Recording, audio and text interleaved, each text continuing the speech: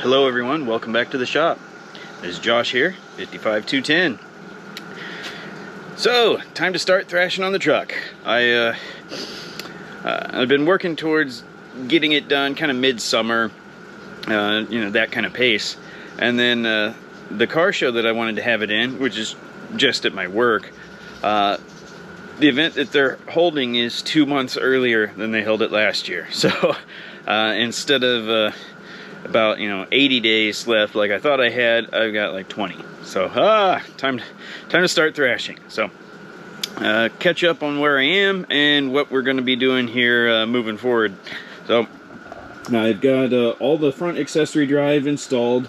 Previous video, I'd got the air conditioning compressor mounted, but I didn't get to showing the power steering pump, the removal and then pressing the pulley back on and putting a new pump on there. I'd come down with bronchitis, and I could come out here and work a little bit, but I couldn't talk. I was coughing like crazy. You might have picked up I started coughing a bit on the previous video, so that kind of carried forward. But I've installed new glass. So I got a new gasket, which was kind of a pain to fold this in. I went with the non-bead version, so it's a self-locking gasket, and it just took forever to get put in. But I put the screws in and the inserts and kind of temporarily mounted the dash pad. I think it's looking fantastic on there. And I just have my gauge package just loosely sitting in there, so I need to remove that before I bump the truck and it falls down. But yeah, that's a Dakota Digital gauge setup, and I've got a 3-inch stainless exhaust I'm going to be putting together. Mufflers there. I got a few catalytic converters for it, so it'll be all legal. I got trim parts and new things in boxes there, and old parts to refurbish. It's just a load of work. I even have like the seat tracks and the hood hinges and stuff. I've been knocking those with some paint. Well, I've got the nice day going on. You might hear that loud pitch whirring noise. Got the cicadas going like crazy right now, giving me a nice song.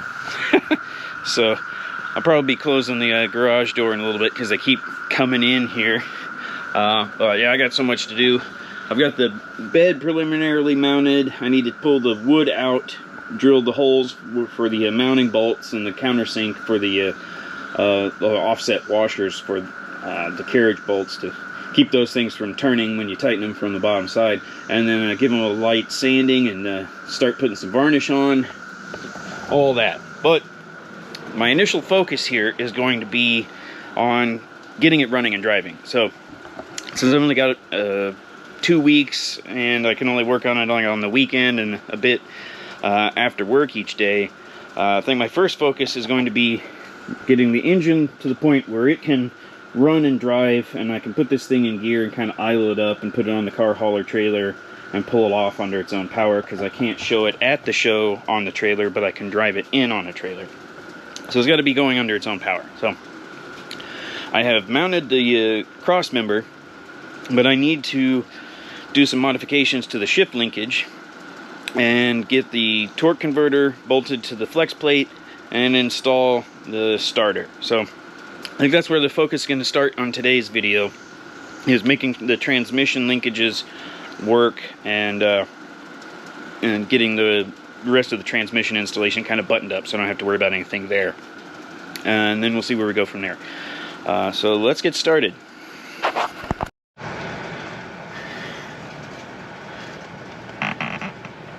Let's see if we can see what we got going on. Okay. The way these linkages work, got this little cross shaft piece, goes on the bracket, goes on this stud right here. I'll have to move these harnesses out of the way eventually, get them clamped up and pull it out of the way. But, so, this piece goes on and it's slotted so it indexes, and it doesn't matter, you turn around the other way and it would still index in the right spot. Then you got the linkage that goes in here, like so. There we are, right? So whenever, and then it pivots around this point. And then this linkage hooks up to this bar coming down from your column. So right now it's in park position, and if you want to put it in gear, when you pull the handle down, it pushes the rod here, pivots around this point, and rotates this one. So park, reverse, neutral, OD, D, 2, 1. Right?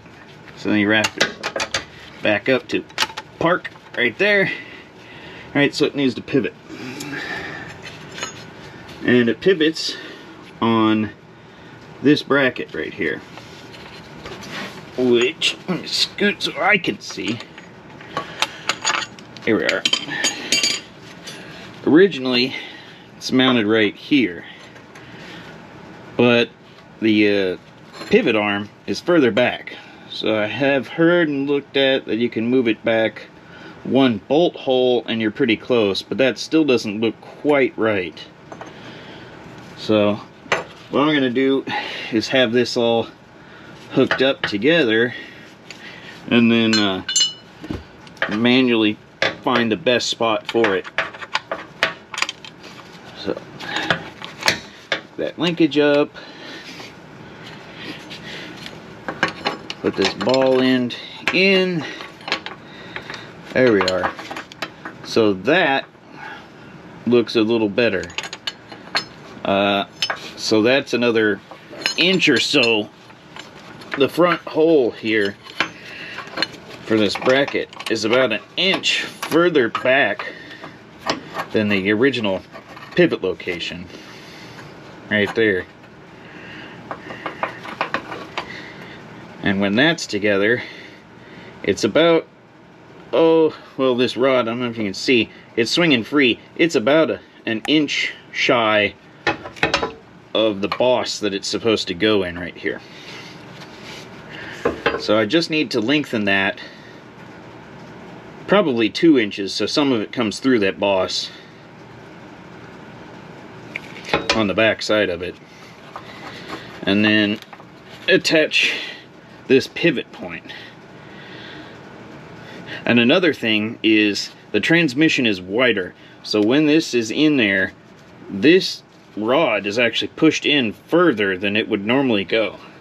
Now I've watched a video where someone did this linkage for a, I believe it was a 4L60, and they modified this bracket so that it would bolt onto the side web of the C channel for the frame instead of the top web like the factory did. And I can kind of see why you'd want to do that, because with this pin kind of square and level, it's sitting down here, not way up there.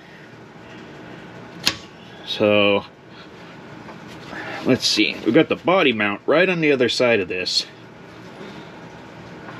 but I still think I'm going to do the same bracket mod that I saw to attach this pivot point onto the side web instead of on the top, because you want this all level so you don't get binding in the linkages.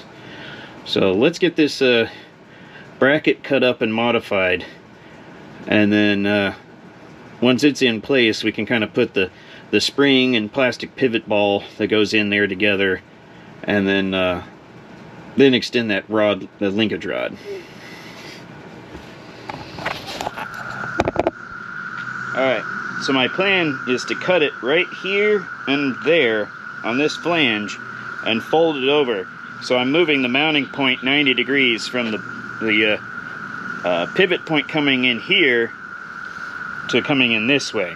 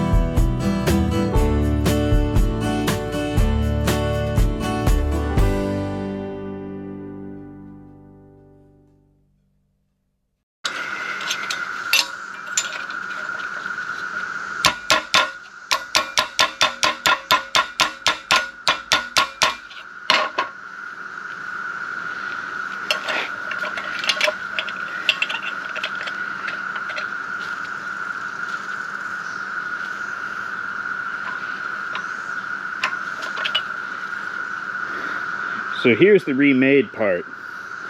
So that has moved the pivot point closer to the web to account for the wider case of the 4L80, and then made it where it'll drill and mount through the side web here instead of going through the top portion, and make it easier to get to the bolts. So I have a little bit of trimming to do here, and then I'm gonna weld these corners up, and then we'll get back under the truck after I get that done. And we're set up here ready to weld. So I'm gonna weld the corner that I pie cut, but I'm also going to weld this nut to become a captive nut inside of there. Since I bent it over, you can't put a bolt through it anymore, so I'm going to put the nut on there, and then we'll put the bolt in from the opposite side. But it'll be plenty strong in there. But trying to figure out those issues before I get underneath the truck, and then, oh, I can't slip the bolt in there.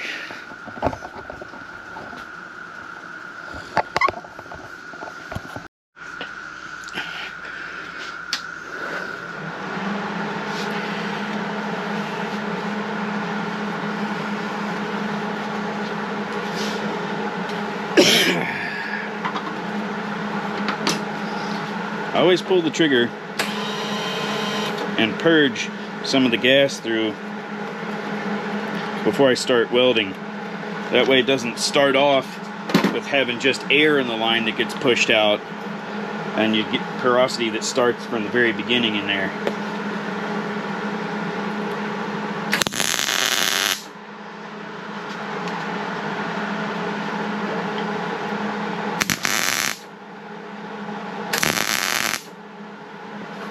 Doing it nice and hot.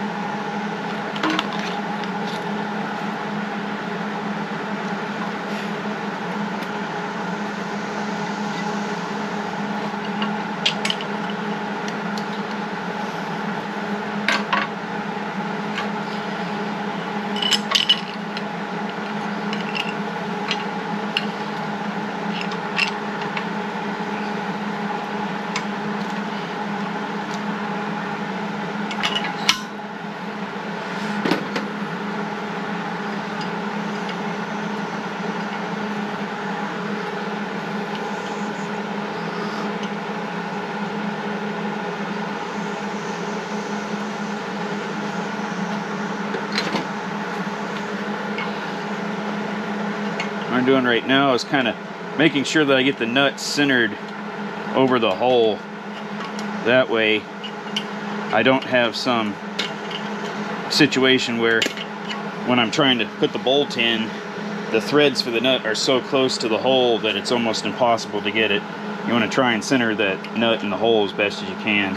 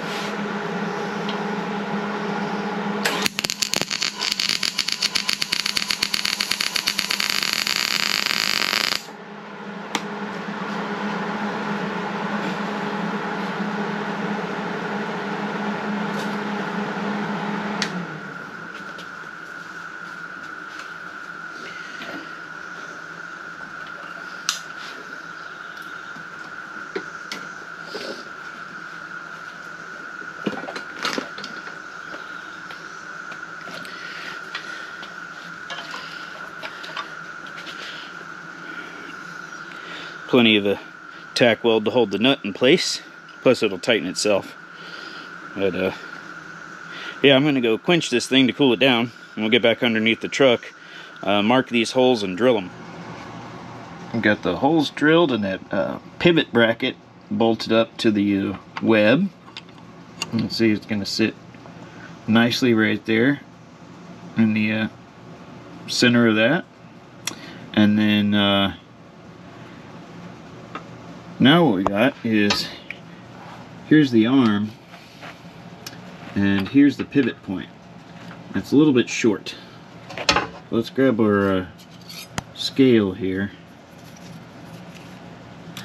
and see just how much we need to scab onto the end of that. So it looks about 3 inches would get us about 3/4 of an inch past the pivot stud there. So I'm going to do 3-inch extension, and I've got a 1 inch long by 3/8 inside diameter, 1 inch or 1/2 inch outside diameter sleeve that I'm going to put on this rod. Let's see there. So it's a 3/8 rod, so that slips on there, and then I'm going to put my extension on there, and I'm going to weld around both sides of that to sleeve it in and make sure it's nice and stiff. So I'm going to get the linkage unbolted at the column just to make this easier. I'm not working underneath the truck doing that welding, and I'll cut that rod section and do this outside of underneath the truck.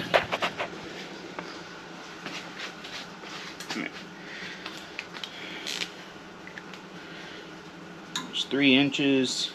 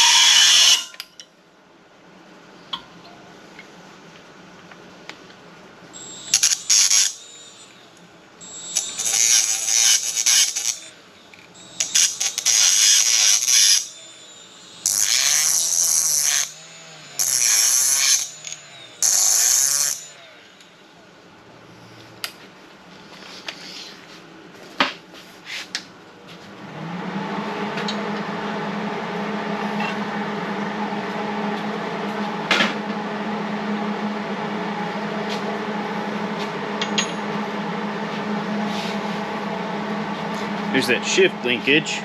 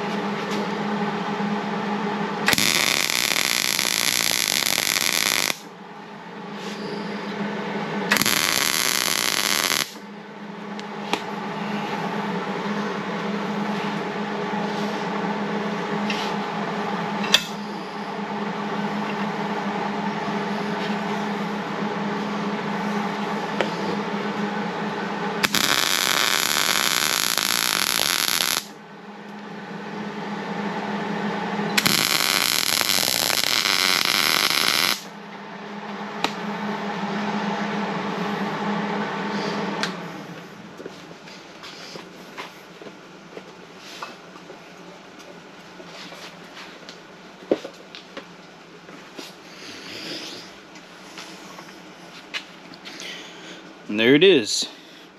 One extended rod. Now, I'll scuff that up and hit it with a little black paint, and be good to go. There's the pivot point bolted in. I went and grabbed it's a metric nut for the bracket there. It's a M10 by 1.5 thread. I got the flange lock nut for that. Put that on. You can see the empty hole in the shift linkage here. I've got a kit that has the washer and a retaining pin for that, and then the spring and the plastic pivot ball for this bracket. It's supposed to be, you know, nice and centered. And I'd bought one, but I've lost it somewhere or whatever, so I did a next day on Amazon, got another one coming for like 12 bucks, a kit with those parts in it. So frustrating that I lost it, but the state of the garage, the way it is at the moment, I'm just kind of used to it. But you can see how the sleeved rod goes through and attaches nice, and I got a little bit of extra length poking out of that. And then even without the pivot ball, I'll turn this thing off and get it out. Even without that pivot ball in there, the linkage actually works. So, there. Go grab the key.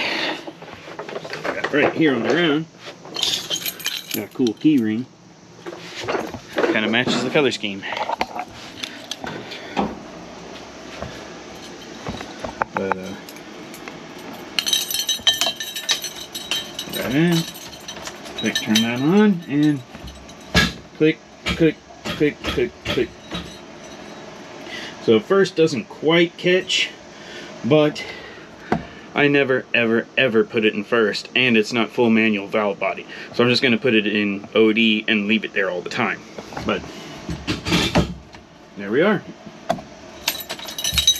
Yeah, in case you didn't know, there is no detent inside the steering column for this. It's just in the transmission. When you feel those detents, it's coming through those clicks in the transmission input. But that's that part done. So next I need to go look around and find out where the heck I stuck those bolts for the torque converter. Get that thing bolted up. And then get that cover on. I'll get a starter put on. But thought I'd show you guys one thing. I'd mentioned those cicadas earlier. They started emerging like Thursday of last week. So it's now Saturday of the next week. And listen to this sound change when I open the door.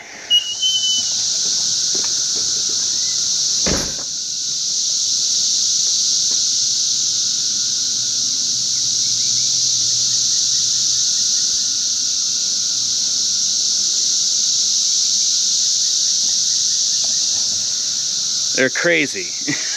We just took a family walk down the street, and you hear those things buzzing. My wife and I are trying to talk to each other, and you can barely hear each other because it's so loud. It's just nuts. Finally got all my parts here. I'd misplaced my little box that has the hardware for this pivot stuff. So there's the little plastic pivot ball, spring, the washer, and then the pin for the shaft here. So I got to get this thing taken apart so I can get it put back together.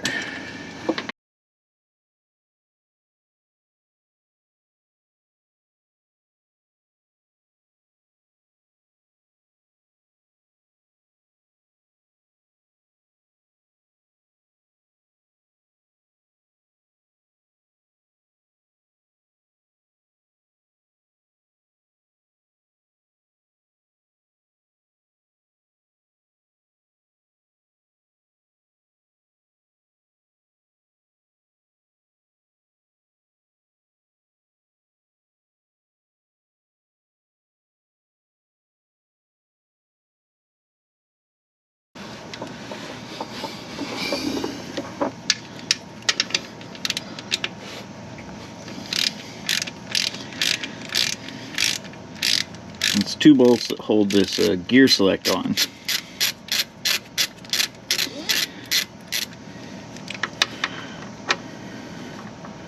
I'll have to do some adjustment to it later. Think like adjusting a neutral safety switch, which I believe is also a part of this thing. I also have one on the column in this truck, and I'm debating whether I want to have both hooked up or disable and jumper the column one. I haven't decided yet.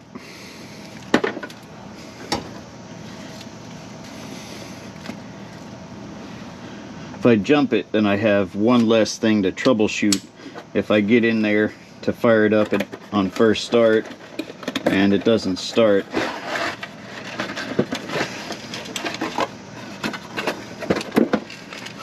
So I bought a whole new switch and pigtail. Now, unfortunately, the pigtail that it came with, it just came with all white wires. So if I want to use the electrical plug from this thing, then I'll need to splice into this one. So I think this one looks in decent shape. It was the receptacle on the switch that was like busted plastic, so I think I'm going to try and reuse this one.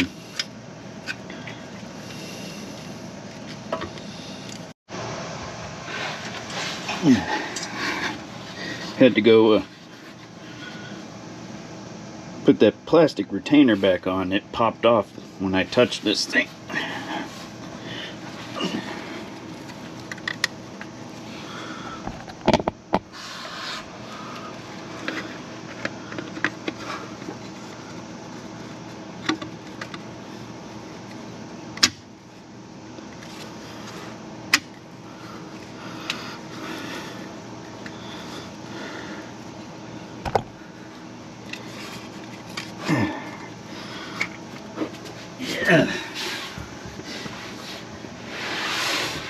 Okay.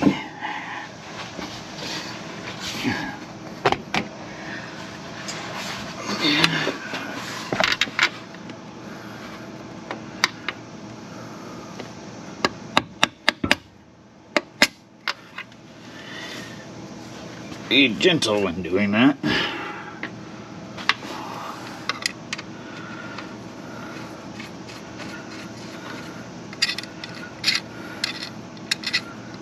About in the mid-range of that adjustment and this one. Seems like a decent place to start.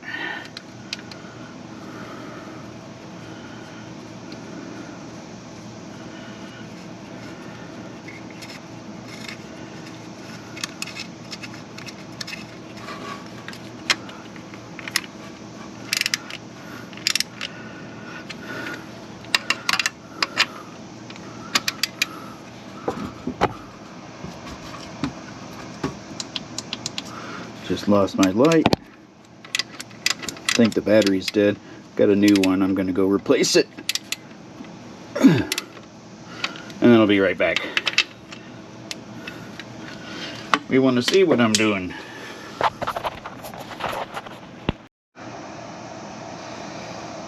There you go. Fresh batteries and everything.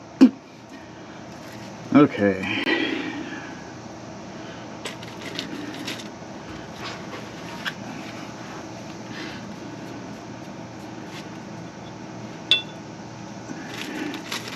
Get all my hardware together. Okay, so there's this little plastic ball, kind of goes right in there for that pivot shaft, and then it's got a spring to hold the ball in there. So the spring goes on that shaft, and it also goes in here like so, and keeps that together. I also got to slide it over the other shaft and get this bracket installed. So the first thing I'm going to do, put the input select bracket back on there.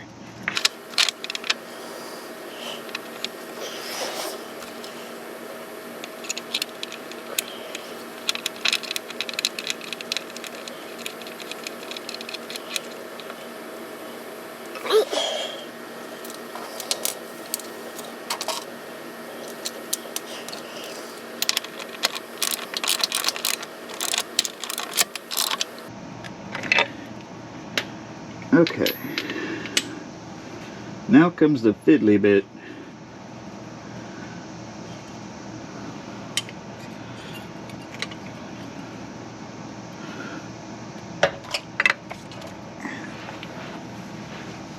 Not a whole lot of room under here, even less so with the camera.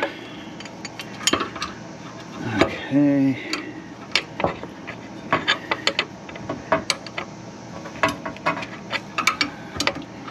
Slide it on. Do it on the columns rod first. Then rotate gear select. There we go.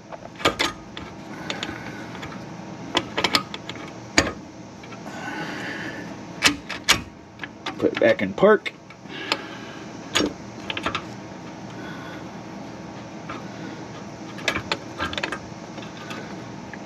Alright, something I was a little concerned about was how far away from this wall it needs to be. So I had grabbed a couple of nuts to use, placing underneath this bracket as a spacer, and I just might have to do that. But for right now, I'm going to slip this pin in.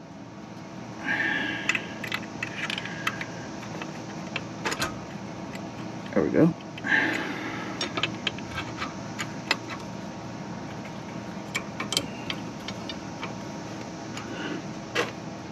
And tighten down the input rod.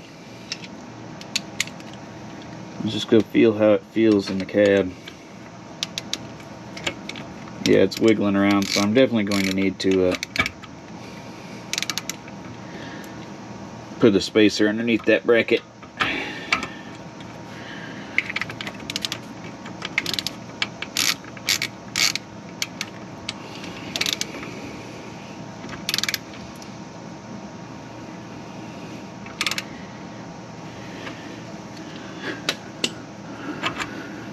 But let's at least go see what it feels like. I'm going to go run it through the gears, and then I'll take a look at the video footage and see what it's doing down here.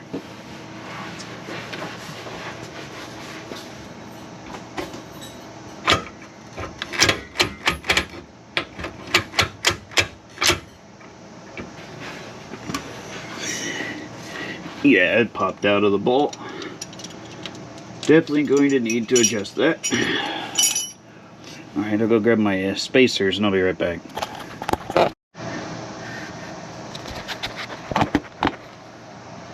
Alright, I've got two nuts in between the bolts now to use as a spacer.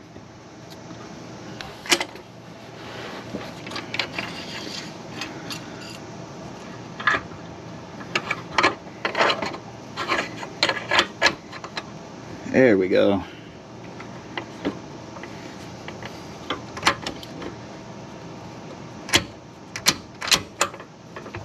Now it's in park. Washer on. Cross pin.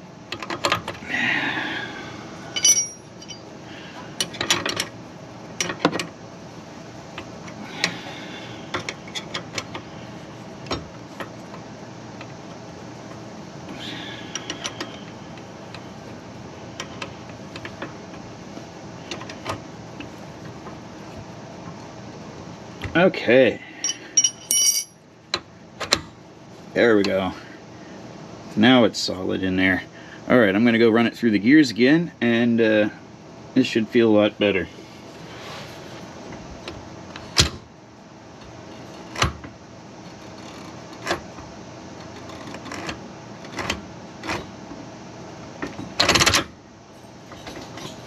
Yes.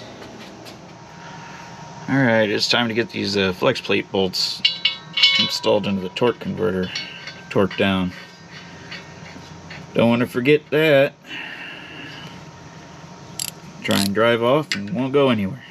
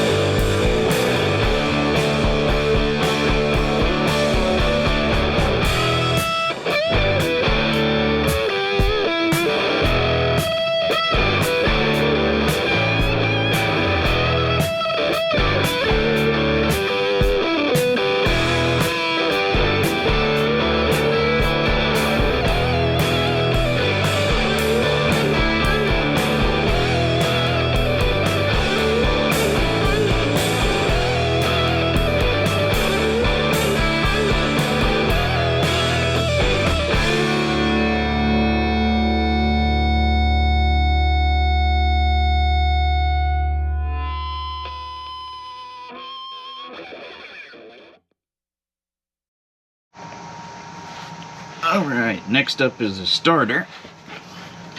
Then I think I'm getting out from under the truck because I'm tired of laying on the floor. Since I lowered this thing, I can't roll around on the creeper under here, so I'm just flat on my back. Looks like I gotta move my light.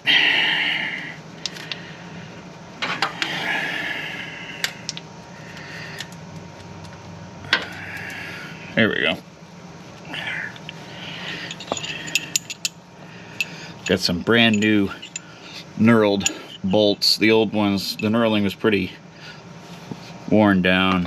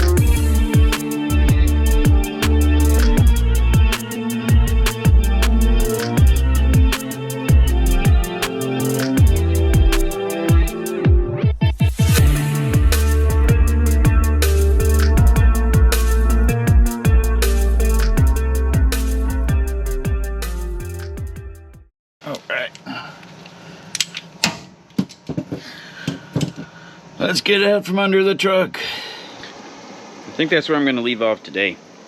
I laying underneath the truck for a few hours and stuff. It kind of takes a lot out of you laying on a concrete floor. But I'm going to be out here just thrashing every day, shooting videos. So I'm going to have a bunch of content coming up in a row. So now that I got most of the transmission stuff buttoned up, I still have cooler lines. I'm going to swap out the vent tube, put that dust cover on there.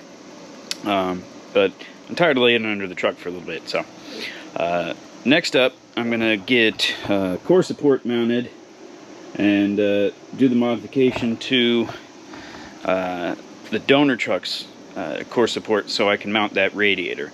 So core support, radiator, probably inner fenders, and then I can start running some of the other lines and stuff, but keep plowing along. So stay tuned, more stuff to come soon. Thanks for watching, everyone.